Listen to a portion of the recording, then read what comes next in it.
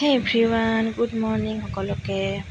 এই গৰম বন্ধৰ মাহটো আমি গাঁৱৰ ঘৰতে আছিলোঁ আৰু এতিয়া আমি আহিছোঁ গুৱাহাটীলৈ।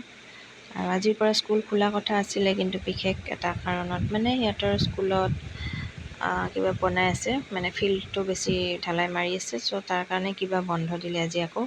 গতিকে অহাকালিৰ পৰা আকৌ স্কুল ষ্টাৰ্ট হ'ব। তো আজি ঘৰতে আছোঁ এনেকৈ, তো ভাবিলোঁ এটা ব্লগ এটা বনাই দিওঁ। বহুত দিন হ'ল ব্লগ দিয়াই নাই। আৰু এতিয়া আজিৰ ব্লগৰ ফাৰ্ষ্ট মানে মেইন ৰেচিপিটো হৈছে পনীৰ বাটাৰ মছলা। আৰু তাৰ আগে আগে মই কিছুমান বস্তু বনাই লওঁ দেই। মানে ঘৰৰ পৰা অনা কাচকল আছিল, তো কাচকলকেইটা আমাৰ টিকলাই কৈ আছিলে সি চিপছ বনাই খাব। মানে চিপছ এইবোৰতো খাবলৈ ভালেই পায়, বেছি তাক কিনি নিদিওঁ মানে এইবোৰ। গতিকে মই ঘৰতে বনাই দিওঁ এনেকৈ আলুৰ কেতিয়াবা কাচকল ঘৰত থাকিলে কাচকলৰ বনাই দিওঁ। খাবলৈ ভাল লাগে অৱশ্যে, ময়ো খাওঁ তাৰ লগতে।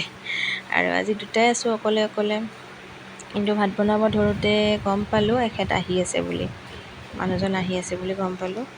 যি নহওক, এতিয়া কাচকলৰ চিপছটো বনাই আছোঁ, খায়ো আছোঁ দেই। একদম মুৰমূৰীয়া হৈছে, ভাল লাগিছে একদম। আৰু মোৰ ঘৰ চৰবোৰ দেখিছেনে কেনেকুৱা মানে চিজিল নোহোৱা হৈ গৈছে। ইমান দিন নাছিলোঁ, গতিকে মই কিবাকিবিকৈ অলপ কৰি আছোঁ আৰু এনেকৈ গোটেই ঘৰটো চিজিল লগাব পৰা নাই। গতিকে প্লিজ ইগন'ৰ কৰিব। আৰু আমাৰ ঘৰৰ ৱালবোৰো আপোনালোকে নিশ্চয় মন কৰিছে, ইমান বেয়া দেখা হৈছে, ইমান লেতেৰা। মানে আমাৰ ঋষভে একদম মানে সৰুৰ পৰা ইমান লিখিব ধৰিছে, ইমান লিখিছে, গোটেই ৱালত গোটেই পেইণ্টিং কৰি একদম বেয়া দেখা কৰি পেলাইছে। আৰু যেতিয়া একেবাৰে সৰু আছিলে ক'লেওতো বুজি নাপায়, আৰু যিখিনি লগ পোৱালৈকে লিখে, আৰু যেতিয়া লগ নোপোৱা হয় মানে ৱালত লিখি তেতিয়া তাৰ সৰু চেয়াৰ এখন আছিলে, বহিবলৈ আনি দিছিলোঁ এনে, আৰু সেই চেয়াৰখনত উঠিও মানে সি লিখিছে। মানে যিমান দূৰলৈকে সম্ভৱ সিমান পূৰা ৱাল চোৱালাকি লেতেৰা কৰিছে। গতিকে আমাৰ একদম নতুন কালাৰ কৰা ৰুম বেয়া কৰি পেলাইছে, ত' বহুত বেয়া দেখা হৈ আছে। গতিকে ঘৰ চৰবোৰ যেন ইগন'ৰ কৰে দেই। আৰু এতিয়া মই আজি ভাতকেৰেলা আলুখিনি এনেকৈ ফ্ৰাই কৰিছোঁ। সদায় একেটা ষ্টাইলত বা এনেকৈ দীঘলকৈ ভাজি খায়ো ইমান সদায় খাবলৈ মন নাযায়, আৰু গতিকে আজি সেনেকুৱা ষ্টাইলত ভাজিছোঁ। আৰু এতিয়া কলৰ চিপছ ভাজি হৈয়ে গ'ল, এই চবক মাতি আছোঁ নিবলৈ। খাবলৈ সঁচাকৈ মানে কি মুৰমূৰীয়া হয়, একেবাৰে কিনা চিপছ মানে খোৱাৰ নিচিনা হয়। যিটো আংকেল চিপছ থাকে, আলুতকৈ মানে কলৰ চিপছটো বেছি ভাল লগা হয়। আৰু ইপিনে মোৰ কেৰেলা আৰু আলু ভাজি হৈ আছে। ইয়াতে জ্বলা খালে কোনোবাই জলকীয়া গুড়িও দি দিব পাৰে। মই মানে কাশ্মীৰী মিৰ্চটো দিছোঁ, সেইটোতো জ্বলা নুঠে। আৰু এইফালে চাওক আমাৰ টিকলাকেইটাই কেনেকৈ, কোনোবাই তলত মজিয়াটো কঁকাল ঠেকেচি থাকেনে, দেখিছেনে কেনেকৈ আছে সি। এয়া গৰমতে কাপোৰ চাপোৰ খুলিয়ে লয় সি, পূৰা ঘামি থাকে। আৰু আপোনালোকে ভাবিছে চাগে এই দেখোন আজি বনাই আছে খায়ে আছে, মানে কি হৈছে অকণমান চাহ তাহ খোৱা কমাইছোঁ। গৰম প্লাছ এনেও খাব নালাগে বেছি, আৰু লাল চাহটো বৰ বেছি ভাল নাপাওঁ।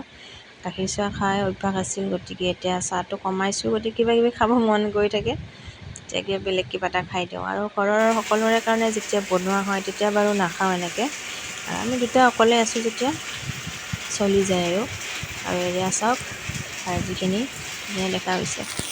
তাৰপিছত সেইখিনি তেলতে আকৌ তেজপাত দিলোঁ 2টা, আৰু পিঁয়াজ এইবোৰ, বিলাহী 2টা কাটি লৈছোঁ দুফাল কৰি, তাতে আদা নহৰু গোটেইখিনি দি দিছোঁ। 2টা জলকীয়া দিছোঁ, জলকীয়াকেইটা জ্বলা নাই, আমাৰ ঋষভেও খাব পাৰিব সেইকাৰণে। নহৰু দিছোঁ আৰু আদা এটুকুৰ, লগতে কাজু আৰু কিচমিচ সৰু বাতিৰে এবাটি, টিকলা বাতি এটাৰে এবাটি ভিজাই ৰাখিছিলোঁ। এইখিনি অকণমান ফ্ৰাই কৰি ল'ম, বৰ বেছি নহয়। ফ্ৰাই কৰি তাৰপিছত এইখিনি মিক্সিত পেষ্ট কৰি ল'ম। আৰু এইখিনি ভাজি মানে ঠাণ্ডা হোৱালৈকে মই আকৌ এইবাৰ আলু আৰু ভাতকেৰেলা খোৱাত লাগি গ'লোঁ, দেখিছেনে। কিবাকিবি যে খায়ে আছোঁ আজি।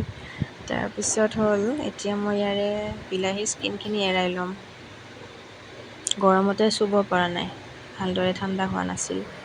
তাৰপিছত ঠাণ্ডা হোৱাত গোটেইখিনি মিক্সিত দি দিলোঁ।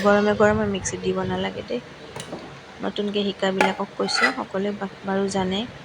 নতুনকৈ যিসকলে ৰন্ধা শিকি আছে তেওঁলোকক কৈছোঁ, গৰমে গৰমে দিলে মিক্সিটো বেয়া হৈ যায়। লগতে অকণমান দৈ দি পেষ্ট বনাই ল'লোঁ। পেষ্টটো যিমান মিহি হয় সিমান ভাল লাগে মানে খাবলৈ। তাৰপিছত ধুনীয়াকৈ পেষ্টটো বনাই লৈ এতিয়াহে মই তেলত গৰম মছলা দিম, তেতিয়া নিদিলোঁ। কিন্তু কিছুমানে তাতে দি দিব পাৰে, কেতিয়াবা দি পেলাই মিক্সিত দিয়ে। কিন্তু গোটা গৰম মছলা অকণমান খহটা হৈ থাকে কেতিয়াবা, সেইকাৰণে তেলতে দি দিছোঁ আৰু পিছত গৰম মছলা নিদিওঁ। আৰু এতিয়া গেছৰ জুইটো বঢ়াই দিছোঁ, নহ'লে তেলটো মছলাবোৰ দিয়াৰ পিছত তেলখিনি চিটিকি পৰে, সেইকাৰণে কমাই লৈছিলোঁ। আৰু এতিয়া সোৱাদ অনুপাতে সকলোৱে জানে নিমখ হালধি, তাৰপিছত জিৰা গুড়ি অকণমান দিলোঁ আৰু দি ভালদৰে লৰাব লাগিব।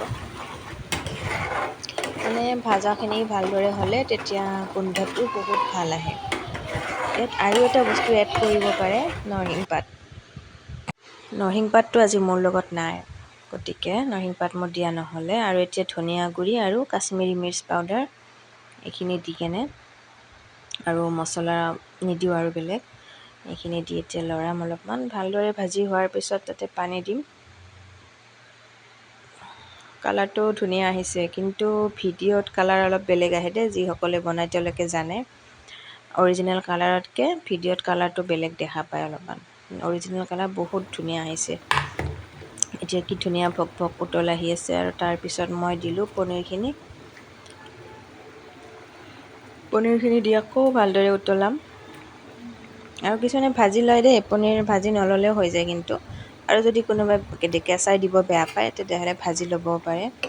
মই বেছি ইমান ভাজি নাথাকোঁ, কেঁচাই দি দিওঁ, কিন্তু উতলটো ভালদৰে আহিব দিব লাগে। আৰু এতিয়া উতল আহি মোৰ অলমষ্ট হৈয়ে গ'ল।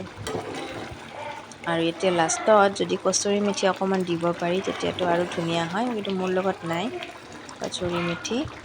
আৰু এতিয়া আৰু বেলেগ একো নিদিওঁ, গৰম মছলা তেলত দিছিলোঁৱে। কিন্তু খাবলৈ সোৱাদ হৈছিল, পূৰা স্পাইচি হৈ গৈছে আজি।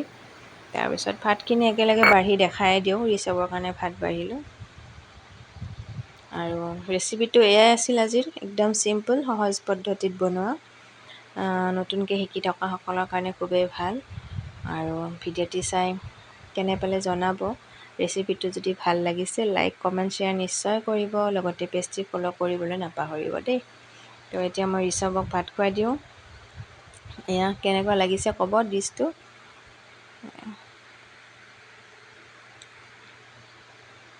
খাই ভালেই লগা বুলি কৈছে, আৰু সঁচাকৈ ধুনীয়া হৈছিলে। আপোনালোকে এবাৰ ট্ৰাই কৰিব যদি এনেকৈ কৰা নাই। তেনেহ'লে আজিলৈকে আহোঁ। Bye bye, take care.